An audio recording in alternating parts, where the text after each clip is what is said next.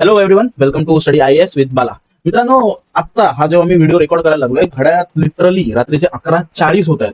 आणि हा व्हिडिओ ह्या टाइमला रेकॉर्ड करायचं सगळ्यात महत्वाचं कारण हे आहे की आपल्याला सगळ्यांना माहिती आहे की आज संध्याकाळी भारत आणि पाकिस्तानमध्ये जे 2 दिवसापासून मिलिटरी अनबन चालू होती, जे अटॅक एकमेकांवर भारत पाकिस्तान करत होता, त्याच्यावर फायनली सिजफायर जे अग्रीमेंट नाही, पण सिजफायर जे आहे ते डिक्लेअर झालं होतं. युद्धाला पूर्णपणे विराम जो आहे तो मिळाला होता. आणि आता आम्ही जस्ट पडलो होतो आणि गुगलवर सर्च करत होतो, अजून काही वॉर रिलेटेड डेव्हलपमेंट्स झाली आहेत का, किंवा अजून आपल्याला काही एक्झामशी रिलेटेड इन्साइट्स मिळत आहेत का, हे शोधता शोधता एक माझ्यासमोर न्यूज आली. ही म्हणजे एक न्यूज नाही, तुम्ही ते इंटरनेटच्या वेब पेजवर बघू शकताय की किती सारे आर्टिकल्स यांनी कव्हर केलेले आहेत. की पहिलं आर्टिकल इंडिया टुडेचं म्हणतंय की shelling reported in Jammu region as Pak breaks ceasefire within hours. अरे काय म्हणजे ठीक आहे. त्यानंतर Pakistan violate ceasefire terrorist attacks on terrorist attack on military unit. म्हणजे पुन्हा एकदा टेररिस्ट अटॅक इथे जो आहे तो पाकिस्तानद्वारे करण्यात आलेला आहे. इव्हन पाकिस्तान सीजफायर व्हायलेशन, किती किती सारे आर्टिकल, इव्हन आपण खाली जरी गेलो तरी आपल्याला बघायला मिळेल की कितीतरी आर्टिकल्स जे आहेत ती इथे पब्लिश झालेली आहेत, जी हे सांगतायत की पाकिस्तानने सीजफायरचं व्हायलेशन जे आहे ते काही तासातच केलेलं आहे. आता इथे मला प्रश्न पडायला लागलाय बघा. आपण काही तासापूर्वी, आय गेस 1-1.5 तासापूर्वी एक व्हिडिओ पब्लिश केला आपल्या चॅनलवर, ज्याच्यामध्ये आपण एक कम्प्रिहेन्सिव्हली भारत आणि पाकिस्तानमध्ये जो इश्यू आहे तो डिस्कस केलाय.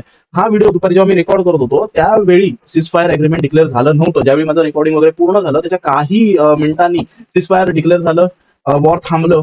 त्यावेळी असं वाटत होतं की ओके, आता काही काळासाठी का होईना रिजनमध्ये एक पीस जो आहे तो एस्टॅब्लिश व्हायला चालू होईल. ऍटलीस्ट स्टेप्स जे आहेत ते घेतले जातील. डोनाल्ड ट्रम्पचं पण आपण ट्विट बघितलं की डोनाल्ड ट्रम्पने दोघांना कॉंग्रॅच्युलेट केलं सीजफायरशी रिलेटेड.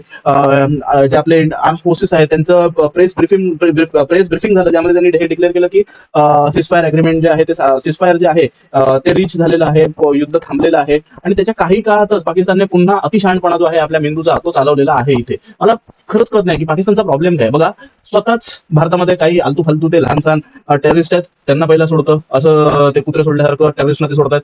टेररिस्ट सोडतायत, अटॅक करतायत, जातायत. त्याच्या रिटालिएशन म्हणून भारत ऑपरेशन सिंदूर लॉन्च करताय. टेररिस्ट जे आउटफिट्स आहेत किंवा टेररिस्ट हेडक्वार्टर्स आहेत त्यांना टार्गेट करताय. तर पाकिस्तान म्हणते की भारताने आमच्यावर अटॅक केलाय, भारत वॉर करायचा प्रयत्न करतोय, सो आम्ही आता त्याला प्रत्युत्तर देणार. आणि पाकिस्तान भारतावर ड्रोन्स लॉन्च करतोय, मिसाईल्स लॉन्च करायला लागले. ह्याचं पुन्हा प्रत्युत्तर देत भारताने सगळे त्यांचे जे अटॅक आहेत ते हवेतच संपवून टाकले. एवढं पाकिस्तानला कसं नाही समजत आहे की एकतर ते पहिले आपल्या टेरिटरीमध्ये घुसतायत, ते आपल्याला समजत नाही. आपण त्यांच्या टेरिटरीमध्ये घुसायचा प्रयत्न करतोय तर ते आपल्याला हवेतच संपवून टाकायला लागले. एवढं झाल्यानंतर आपण स्वतःच सांगायला लागलोय की थांबावं, आपण सगळं थांबवायला पाहिजे, आम्ही दमलोय, आपण इथेच सीजफायर करूया. त्यानंतर भारत तुमच्या त्याही मागणीला भीक घालायला लागले आणि सीजफायर आहे ते डिक्लेअर पण करायला लागले. हे सगळं झाल्यानंतर पुन्हा तुम्ही सीजफायर व्हायलेट करताय आणि ही जी काही घाणेरडे पुन्हा ऍक्टिव्हिटीज आहेत ते तुम्ही चालवताय. काय अर्थ काय मला नक्की समजत नाही. तुम्हाला पाकिस्तानला मला खरंच प्रश्न विचार, जे कोणी आलतो भलतं माणसं पाकिस्तानमधनं हे सगळं ऑर्गनाईज करतात किंवा मॅनेज करतात, मला खरंच एक प्रश्न विचारतो, तुम्हाला मेंदूनाचा खरंच प्रकार आहे का? कारण बघा, सिंपल आहे, भारताची जी पॉवर आहे, आणि तुम्हाला खरंच असं वाटतंय का की भारताने जे केलं की इंडियामध्ये सांगितलं की आता आपण मॉक ड्रिल्स करायचे आहेत, ब्लॅकआउट करायचे आहेत, आणि सगळ्यांना त्यामध्ये गुंतवून ठेवलं आणि तिकडे ऑपरेशन सिंदूर लॉन्च केलं. तुम्हाला असं काही करायचं आहे का? सीजफायर डिक्लेअर करायचं, मग सगळे जण शांत होतील, सगळ्यांना वाटेल की ओके आता नॉर्मलाइज होतील गोष्टी वगैरे, आणि त्याच वेळी पुन्हा अटॅक चालू करायचा आणि मग भारतावर तुम्ही सक्सेसफुल अटॅक लॉन्च करू शकता, जसं ऑपरेशन सिंदूरच्या वेळी भारताने तुमच्यावर केला. इम्पॉसिबल आहे, एवढं लक्षात ठेवायला पाहिजे पाकिस्तानने.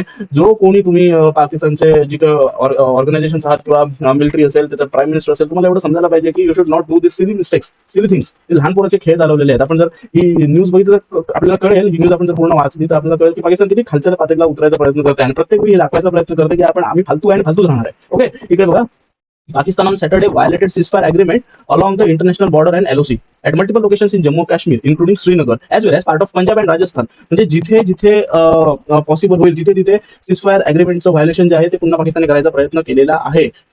ह्याचं तुम्हाला इथे समजेल, बीएसएफला लिटरली डायरेक्ट केलेलं आहे की तुम्ही तुमचा पूर्णपणे फोर्स वापरू शकता. जर सीजफायर व्हायलेशन तुम्हाला कुठे नोटीस झालं किंवा रिपोर्ट केलं गेलं तर तुम्ही जेवढं शक्य होईल तेवढा फोर्स वापरून पाकिस्तानची वाट लावू शकता. आता कुठे कुठे हे सीजफायर व्हायलेशन झालेलं आहे ते आपण एकदा बघून घेऊया. ही जी लोकेशन्स आहेत ती इम्पॉर्टंट आहेत, कारण मे बी आपल्याला प्रिलिम्स एक्झाम्स मध्ये वगैरे ह्याचा कुठेतरी संदर्भ विचारला जाऊ शकतो. सो जे ड्रोन शॉट्स आहेत ते राजस्थानच्या पोखरणमध्ये केलं गेलं, त्यानंतर काश्मीरमध्ये बारामुल्लामध्ये.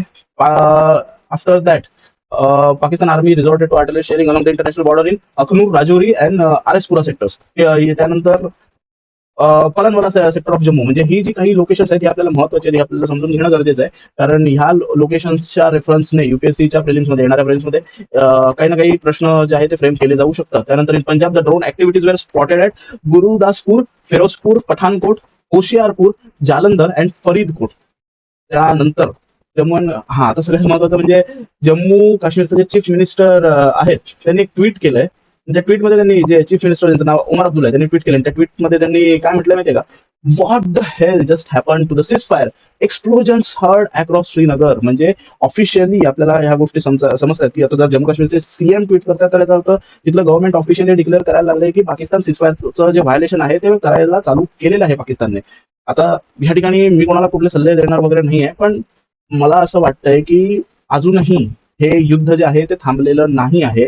कुठे ना कुठेतरी बदलाची भावना अजूनही त्यांच्या मनामध्ये उसळत आहे आणि येणाऱ्या काळामध्ये मे बी आपल्याला काही लेवल वर जाऊन इनस्टॅबिलिटी जी आहे ती ह्या रिजनमध्ये, बॉर्डर रिजनमध्ये बघायला मिळू शकते. सो आय वुड रिक्वेस्ट की मिस इन्फॉर्मेशन जी इंटरनेटवर स्प्रेड होत आहे कंटिन्युअसली त्यांना बळी पडू नये, शांती ठेवावी. इथे कम्युनल व्हायलन्सची जी शक्यता आहे ती भरपूर प्रमाणात वाढताना आपल्याला दिसणार आहे. कदाचित हेच प्रयत्न पाकिस्तान पहिल्यापासून करत आलेला आहे पहलगाम अटॅक पासून. सो आय वुड रिक्वेस्ट की ते शांती ठेवणं गरजेचं आहे. फेक इन्फॉर्मेशन्सना बळी पडणं हे आपल्याला शोभा देणारं नाही आहे. आपल्याला जेवढं गव्हर्नमेंट सोर्सेस कडून इन्फॉर्मेशन मिळणार आहे त्या इन्फॉर्मेशनवर आपण रिलाय करायचं आहे. अँड आय विल रिक्वेस्ट की आपलं जे प्रिपरेशन आहे ते ज्या पद्धतीने आता चालू आहे त्या पद्धतीने चालूच ठेवायचं आहे.